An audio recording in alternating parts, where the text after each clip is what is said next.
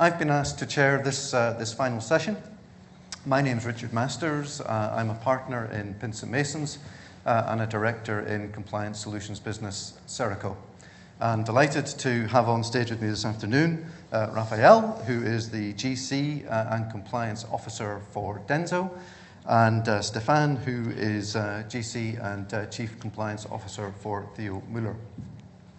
This session is entitled Creating Competitive Advantage Through Compliance, and having spent a day and a half talking about compliance, this is an opportunity to see compliance in action and the difference it can make. And Raphael is going to give us a fascinating story about compliance in his organization, what that looked like before an incident and what that looked like after an incident. And then we'll hand over to Stefan to share some thoughts with us about really getting business benefit from compliance program. So with that, Raphael, over to you. Thank you. Thank you for joining this last session. I know it's difficult, but we will try to be quick and clear. So first of all, I have some information for you about myself and my company. Well, I've been always working in the industry, and in particular in the automotive sector. I worked for Fiat Chrysler for 6 years, and then I switched to the Toyota Group. Denso is part of the Toyota Group. It's one of the biggest tier 1 supplier in the automotive sector. We have a lot of companies and a lot of employees on a worldwide basis with 188 subsidiaries. And actually, our products are related to 3 main areas: the environmental areas, with including electric vehicle, which is very, very fashionable in this moment. Safety, so all the solutions that make the car more safe to drive for drivers, and comfort and convenience, including air conditioning systems, where we are the market leader. We are also trying to engage in non-automotive fields. These are just examples. We are not strong in it. You will see from the next slide that actually the non-automotive sector is very, very small in terms of our sales. So the most, I would say 99% of our turnover is generated in product lines that are within, or at least can be categorized as, automotive business. And quickly, my responsibility is basically to take care for legal and compliance as a general counsel for Europe and South America. Those regions are different, of course, but they have some common points. They have language. First of all, the legal system is not that different. And also for us, they have common customers. So the customers that we find in South America are the same, or most of them are the same as the one that we have in Europe, including Volkswagen, which is whose case is very much known in this period especially. So today we thought that it could be interesting for you to understand the evolution of our compliance program prior to a certain incident that I will briefly describe later, and how things have changed after the incident. Things have changed dramatically, I would say. So, before the incident, I'm talking about 2006, 2007, I was already in that company. What we did about compliance, basically we have been drafting a code of conduct, which was a very nice exercise, I remember. With some colleagues, we have taken a lot of benchmark from other companies, and we tried, and we were convinced that we were doing the best possible thing in drafting in such a very nice way and printing out booklets, and everything was fine at that time. And at that time, when we were talking to our business people about compliance, they would always tell you, I remember, personally, I was giving trainings to people, and many times I received very much a stereotyped statement from business people, very top business people as well. We are a very good company. We are honest. I don't think that kind of violation would ever happen in our company. I don't think so. I know my people. Don't worry, I've hired them personally, and I selected them. So we are a good company. Why we have to do all this? I mean, it may be necessary, that's nice, but Can you please do it shortly? Can you make a training in 10 minutes about everything and then you let us work? That was true. I mean, it is not, I'm of course a bit exaggerating or extremizing, but that was the main message that we received from business people at the time of setting up a compliance program almost from the scratch. And therefore, that is the, let me say, picture that was taken around 10 years ago. Code of conduct, which is normally the basis of a compliance program, then you can deploy in different areas, was distributed in a very nice booklet, but how much that booklet was actually known and understood and applied, that was not clear at that time.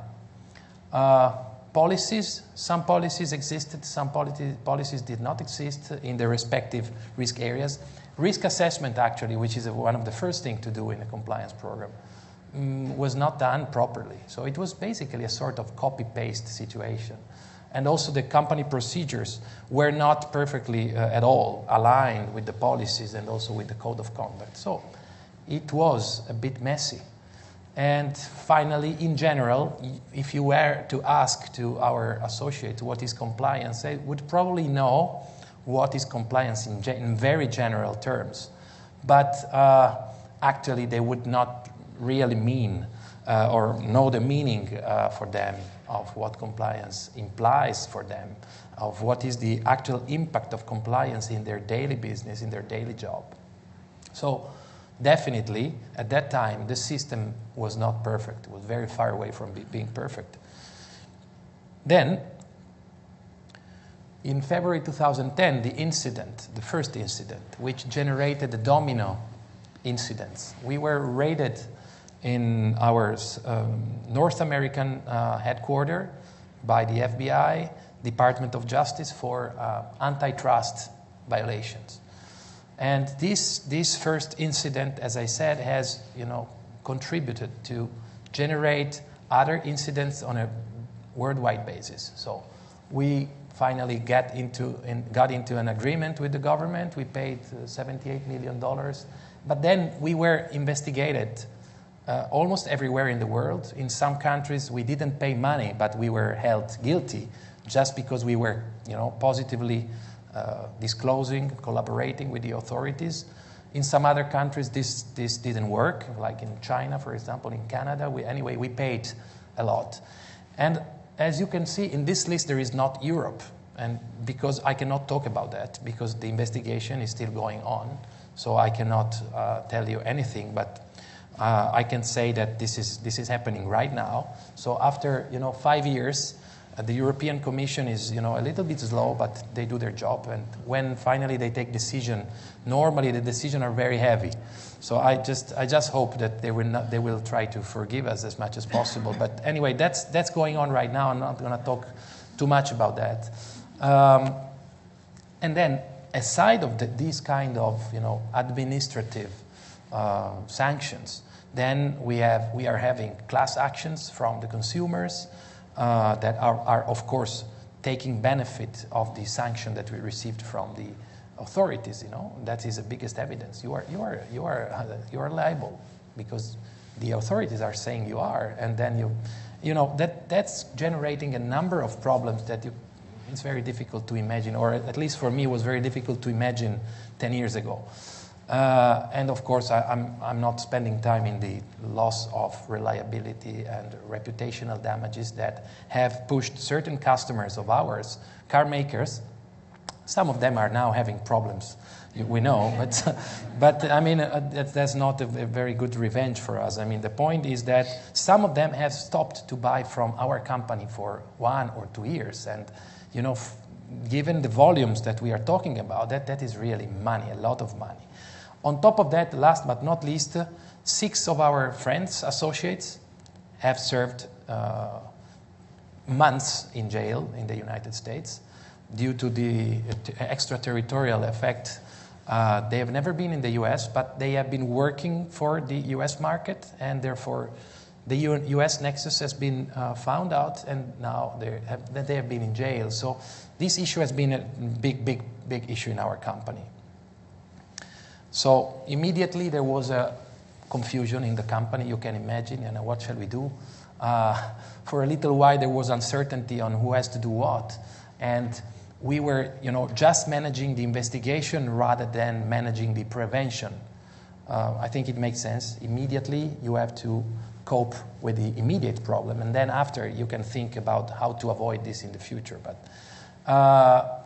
then also we had to deal with relationship between company, individuals, and authorities. Because this violation have also an individual impact. As I said, people went in jail. So, and also, what shall we do with the employees that violated the law? Shall we fire them? Shall we keep them? Shall we forgive?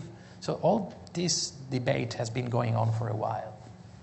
And of course, there were short-term decisions, and the focus was on our liability, how to limit our liability as a consequence of the incident. But then, the more time was passing, the more we were consolidating the problem. We were trying to, analyze the problem in a more proactive way, looking at the future, at the long term, and therefore the confusion, the reaction became leadership. And from reaction, we switched to prevention. And then we thought that at the end of the day, we were all on the same boat. That if the people had violated at that time the antitrust laws, it was not only because those people were not honest, it was because the company did not put in place the relevant structure, as our colleague call it, when talking about the export control. And so we were thinking, rather than on liability, on responsibility. So this has been a very important change, which has, of course, generated a change in our structure, in our systems. And therefore, we try to identify the good things that had been put in place. For example, our code of conduct was nice, but the problem was not the code of conduct per se, but was how the code of conduct was communicated to the people, how it was perceived by the people, and how it was applied. So we also used the event, of course, as a Troy horse to go into the business and explain them with a real-world case affecting our company. Because also that is a problem. Many people, when you try to implement compliance, will tell you, okay, but can you please make an example in our company? So now, fortunately or unfortunately, we had a very good example to make. And so our building had to be made stronger. But in principle, I would say that we have taken every single step in the process of compliance, in the compliance cycle, and tried to re-engineer, to review and improve every step. So, including in the how we were organized in compliance, which was a little bit messy, but then we tried to rearrange our organization in a better and more efficient way. So, I guess you all know, guys, how the compliance cycle works, but in principle, always, as we said before, we start from the top-level commitment. So we were discussing, was it enough, this level of involvement, of endorsement of our top management, or we need to do it again? We need to set up a sort of communication policy from our top management. The risk assessment, that's also very important. To do a compliance program in every specific area without a risk assessment, which is actual, which is real, which is done talking to the business people, which is top-down but also down-top, is fundamental. Without a risk assessment, you will never be in a position to say that your compliance program is customized on your needs. And as I said, the organization that are copy-pasted from top to down don't work. You or we need to involve people. People means that every business or every legal entity or every part of your organization needs to be represented and to have a voice in the compliance organization. And we need to grasp from the business how things are managed, how we make mistakes, for example. And then this has to come up, has to be reorganized, have to be discussed in the compliance community, and this will definitely, at the end of the day, will generate an improvement for the company. And so on. So we also try to improve our rules and procedures. We try to fill in the gaps in the system. We organized a new communication system with, of course, aside of the trainings, but also organizing in-house conferences, setting up a dedicated portion of our legal magazine just to compliance every month. and fundamental, the hotline. The hotline existed, but it was not known and it was not used. So we changed it, we changed the system, we communicated to the people, we told them how important it is to raise hands rather than remaining silent, to have this kind of second way, second option. Talk to your managers, but if you don't feel good in talking to your managers or to talking to HR, put it into the hotline. Someone will listen to your voice. That was the message that we gave finally. And therefore, at the end of the day, all these mistakes are necessary to improve the system. So compliance is a never-ending process. It's a cycle, and it's a continuous process. So this was the main point that we had to explain to our top management. This is not 1 year or 2 years. We do not make an investment for 1 year. Of course, yeah, at the beginning you spend a little bit more because you have to set up new projects or processes. But then you have to maintain. So the maintenance, is important as the implementation. And also the maintenance as a cost in terms of human resources and monetary resources. So the outcome is not immediate. I'm not here to say how good we are. We are still in the middle of this effort. And of course, it's important to measure your efforts. You don't leave it to your top management or to the external people to check at which level your compliance. Try to do a self-assessment, set up some system to monitor and to be able to say at which point your compliance program is. Always be consistent with the message that you give to your people. Don't let top management and middle management and low-level management give different messages, because that is going to be detrimental. Try to be consistent and never give up. Continuous efforts. Never relax, because that is where the incident comes. And in our case, the biggest point was to change the mindset. Change the mindset of people. In the Japanese culture, violating or doing a cartel was normal. The Japanese salespeople have been working like that for many years. So how to change that mindset was really, in our case, in the specific antitrust matter, the most critical point. And don't forget that it is a perpetual cycle, and also, I don't know if you can read it, actually, this word is comply. Comply means that at the end of the day, legal and compliance department may do extra efforts to create a new system, to communicate, to have an hotline, to investigate, but at the end of the day, who is the driver? The driver is the associate. Comply. I am an associate. It's up to me to comply at the end of the day. So we can help you. We can put at your disposal all the systems possible. But at the end of the day, it's my responsibility. That's the message that we have been giving to our people. So finally, and then I will leave Stefan, go ahead with the discussion. The point is a bomb necessary or not? In my case, I have to say, yes, it was definitely necessary. My life has changed after the incident. My responsibility has duplicated or triplicated, and my people is involved in things that previously we have never seen before. So it's a great challenge. But of course, I would never wish anyone to be involved in a situation like this anyway. I will let Stefan continue on the discussion. Thank you. Thank you. First of all, for preparing a presentation. I think that is nice to have that as a starting point, because I did not prepare any charts. I would like to share with you just a couple of thoughts or perspectives of and raise the question and hopefully trigger some discussion on what can or should a compliance program do within your company. Because I think the theme, the topic is, can it be a competitive advantage? Is that what we want to get out of a compliance program? Or is it just risk mitigation? What is it really meant to be? And how do you want to approach compliance within your organization?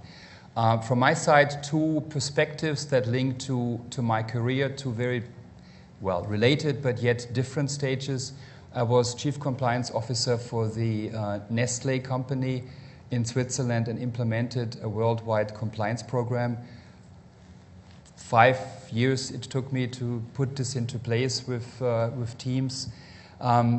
And now I work for, everyone knows Nestle. Now I work for the Müller Company. Does anyone know the Müller Company? What we do? Some people do.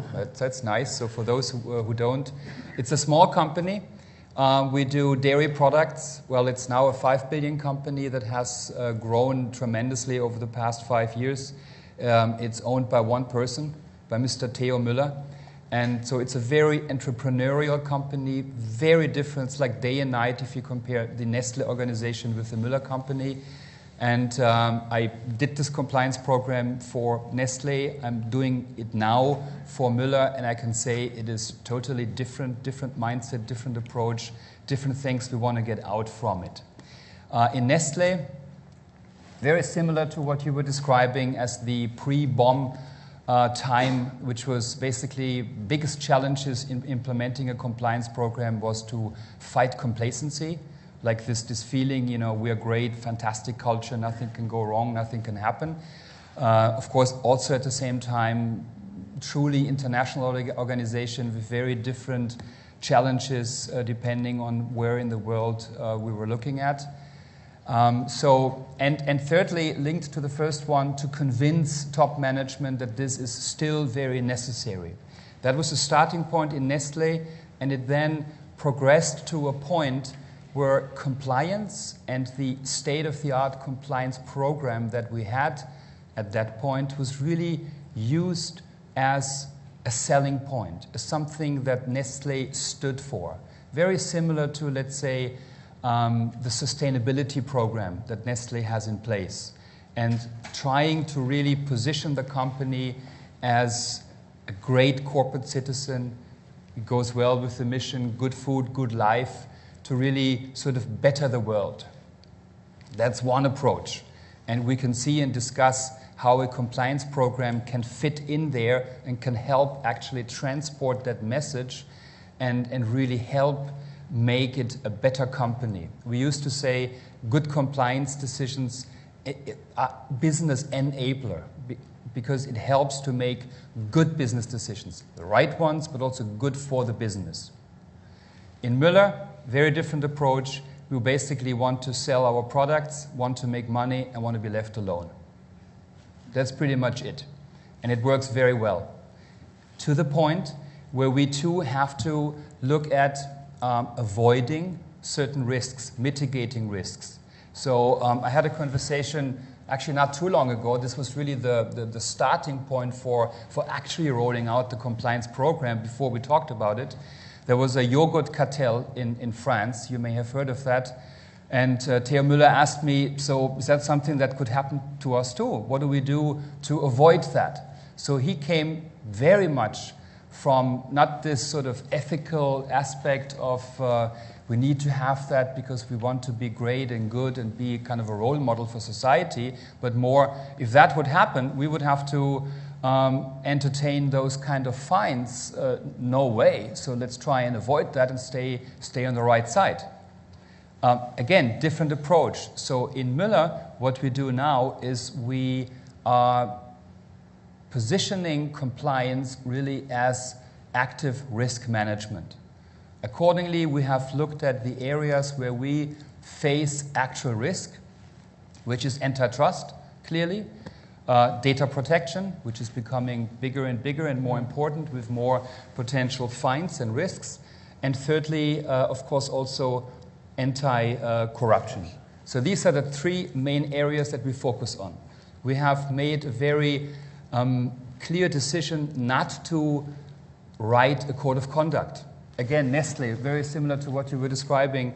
We spent months, I think, to get all the different functions together and to write a code of conduct that really was nice and authentic and clear and brought all stakeholders on board. We don't do a code of conduct. We focus really on the risk areas and try to basically implement programs, policies, training to clearly define the company's expectations in its employees, to tell them what they can do, what they must not do in order to make sure that we stay on the right course and that we don't enter into any real bad situations. That's the approach. Now, back to the topic or the underlying question, what can a compliance program do for a company? Does it really mean it can be a competitive advantage? I would like to throw this out to you. I would start by saying if you have a clear program in place, if you provide guidance to your employees, I think it helps them to stay focused on what they are supposed to do, on what they are good to do, and what they are paid for doing. So in that respect, if other companies don't do that, and they get entangled in litigation, in disputes, etc., and challenges, this takes away focus. In that sense, I think it is a competitive advantage. Does it make better decisions? What do you think? Thank you very much, Stefan and Raphael. I didn't know whether to be uplifted or terrified by your story, but it was fascinating. Thank you. Thank you very much indeed. We're going to throw it open to questions now, if that's okay. But maybe if I can go first, seeing so I'm here, I'll exercise that right. You talk quite interestingly about the need to change the mindset within the business, which I completely agree with. But at a practical level, how did you go about doing that, and how did you win the hearts and minds? Well, I work for this. This is a Japanese organization where the hierarchy has a very important value. So, of course, the first thing was to give a very clear message from the very top of the company to the top management. So from the board and the CEO to the directors of the respective function. Like the Japanese call it order. Yeah, it's an order. You have to do this. But aside of that, as you know, the company is a global company with operations everywhere, with a lot of local people involved. The order doesn't work here in Europe or in South America. Or depending on where you are, you have to adapt the style to the relevant local requirements. Therefore, in my regions, what I've been trying to do is to talk to the people, especially to talk to the top manager, to try to let them understand that this is going to be useful for our company. Not just because we avoid fines, but because we become a better company. And you may have heard the Japanese company often use the word kaizen, which means improvement, continuous improvement. So I used the tool of the kaizen to let them understand what we have to do. Okay, thank you. And as to Stefan's point about competitive advantage in your business through compliance programs, any views from our audience? Or other questions?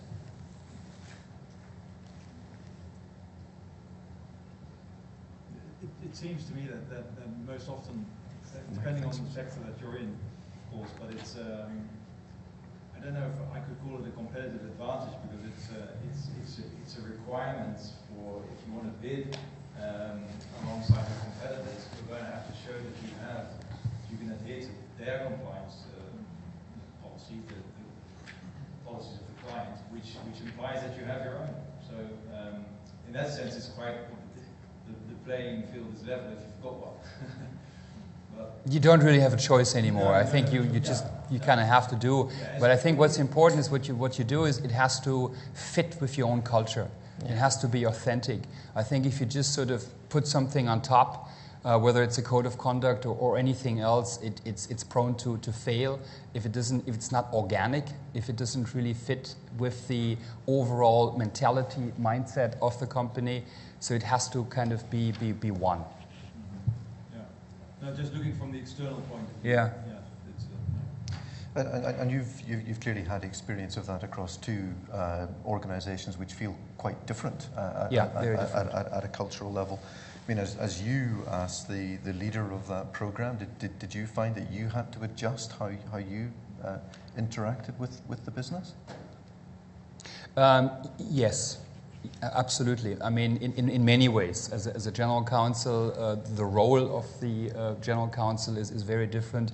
But in Nestlé, it was very much convincing and really advocating the values of having a good corporate compliance program in place, similar to what you were saying. Whereas in Müller, it is more pragmatic. So you have to be more really in tune with what is going on in terms of practical business matters. But I found it very interesting when you just described the Japanese approach. We have a similar approach in that Theo Müller is the owner of the company. So once I have his support, his buy-in, the rest is pretty easy. So, Makes sense. I Makes never sense. thought of that comparison. I have to tell him that. What's the Japanese word? Well, I don't know The order. The word order. Yes, Yeah. order. Yeah. Yeah, I can add on to that. I myself work for a company that has an owner and director. Yeah. So it works exactly the same if you have his support. That's your tone from Yeah. the top helps really Yeah. good. And I can also confirm the competitive standard of having your compliance program. But from a different perspective, because if your competitor has the incident, which Yes. is what happens to us, Yeah. I work for an offshore engineering company, and one of our competitors, the biggest in the world, is now currently under scrutiny and being investigated Yeah. throughout the world for bribing. This helps truly to get your own compliance program on a roll and being a live issue within the company. So it's not that I wish my competitor to have all the incidents, but it does help to get your rather than us, of course. Yeah. But it does help to Yeah. get the message over to your own Absolutely. company. Yeah. And then it becomes actually a competitive advantage because Yes, if you don't exactly. have to deal with these incidents and you can sort of pursue your business and do what you're meant to do, I think it's clearly an advantage over the others. Exactly. But- What but- also does help, besides that competitive advantage, is the realization that your client asks for you to be compliant. Because if it's just a regulator that asks it, the business is not really willing to assist you in getting your compliance program rolled out throughout the business. But if it's the client that currently is asking, can you show me your compliance program, then all of a sudden the business development sales department is very much willing to ensure that they can provide the client with what they are requiring to be able... It becomes a business proposition. Exactly, yeah. So that also helped within my company to get the whole compliance program a live issue. That generates a sort of domino effect because, of course, you may be requested by your customer to take care of compliance, and on turn, you will automatically have to ask your suppliers to take care of compliance. So this is a trend that will influence the entire market. Yeah, but it completely changes the whole dynamics. We see this right now, and it's very similar to having or not having a robust sustainability program or approach. You may not want that, or you may not deem that absolutely necessary for your business, but at the point that your customers, we're facing that right now with especially the discounters in Germany, Aldi, Lidl, they're very aggressive and they ask for all kinds of commitments from us. At that point, it becomes a business element or need to sort of go into that direction. It becomes very real. Yeah, I also ask this when we do the third party, the supplier due diligence, and we ask, do you have a compliance program yourself? And if they say no or not yet, but they do state who they supply to else as the bigger companies that are also our clients, I wonder, how can you be able to be a supplier to them who are even under stricter rules than we are, stating that you do not have a compliance program in place yet? Yeah, I would like to add one more element that I know if you find that relevant from your perspective, but when we talk about competitive edge, advantage, yes or no, I think more and more you want to be an attractive employer. And we face that we are in a growth mode, so we need lots of new talent. And more, those people are really looking to work for a company that is a good company and that does the right thing. So it even becomes a competitive element if you speak with applicants, people. at a certain level to show, yes, we have this and that in place. So that applies also to retaining employees. So the employees, Absolutely. the talent that work in the Yes. company since years, they would stay the company if they know that the company has this protection or this kind of umbrella. But these are all ultimately, so I don't want to be cynical, but these are all ultimately business reasons to do that. Absolutely. So these are not sort of, you know, ideological thoughts, you know, we need to be wonderful and that's why we need to have that. These are hardcore elements. I wanted to come to that question around sort of staff impact and staff morale. Raphael, when you were telling your story and, you know, right in the middle of the bomb going off, what was the practical impact of that on staff? Did the business lose people it would rather have kept? Well, we had the policy of the company in relation to the employees that have been found having violated the laws have been a very responsible approach. We didn't fire any single person, and because we were sure that this incident occurred including because of the disorganization of the company, because of the company didn't take care of explaining one of the core risks in our business. Again, you cannot do compliance programs for every single risk. You have to identify priorities, and that was an important point that the company didn't touch, didn't explain to people. So the company was very much responsible in that respect.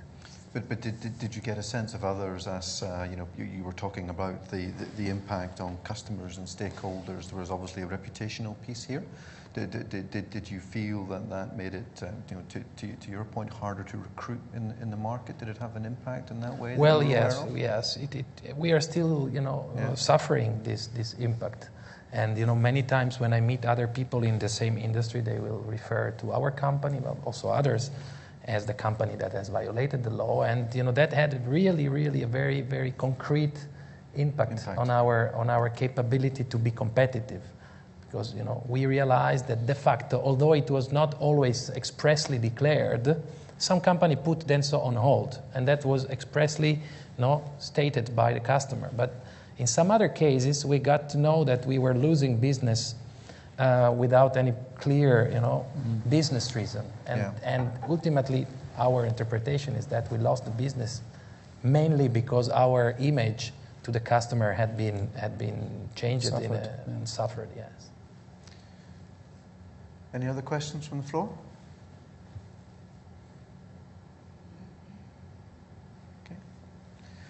Okay, in that case, gentlemen, thank you very much indeed for sharing those stories in such an open way. It's really, really appreciated. Thank you both very much. Thank you. Thank you.